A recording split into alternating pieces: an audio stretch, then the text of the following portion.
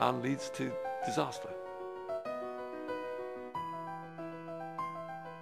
You feel like you're in the middle of a dream.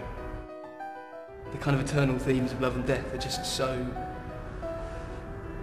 present. It's a very searing piece that catches you in its grasp and sort of manipulates you to the end. How did that happen? How did those terrible things happen?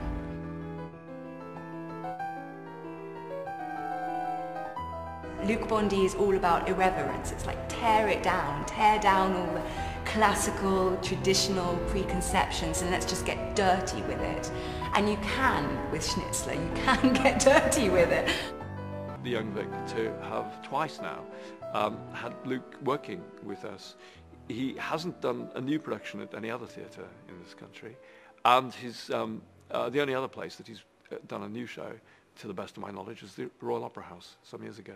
So it's a real privilege to be working with him. The first thing I always think of is the fact that he's Swiss. Everything's smooth, everything has been thought through, everything is beautifully crafted, everything is clear. There is no excess. He doesn't waste time, he doesn't decorate, and he doesn't impose himself and his own views on a text. He's very much, I think, the sort of director who likes to open up a space and then let the actors get on with it in their own way. He's got a very musical sort of ear for the language and the feel of the shape of a scene, his eye for detail. That must be something about him that he does in whatever milieu he's working in, and this one it just seems to suit it perfectly. He's clearly a world artist, and we need to have more directors like that working in this country. And we have great directors who practice and have grown up in Britain.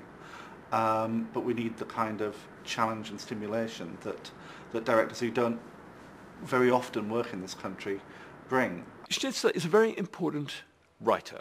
There's a greater level of complexity with Schnitzler that makes us not only be amused and charmed by what he shows us, but also to identify with these people and to really see some substance in them, something that's disturbing as well as charming, something with which we can identify.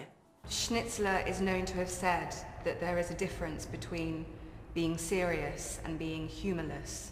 What Schnitzler did was write about the dark side of the personality, of human desires, and expressing in a very, very specific way the contradictoriness of our lives. There is a lot of superficial lightheartedness, social frippery, flirtation, fun, but there's a sinister undertone to all of that, and quite a tragic undertone as it transpires.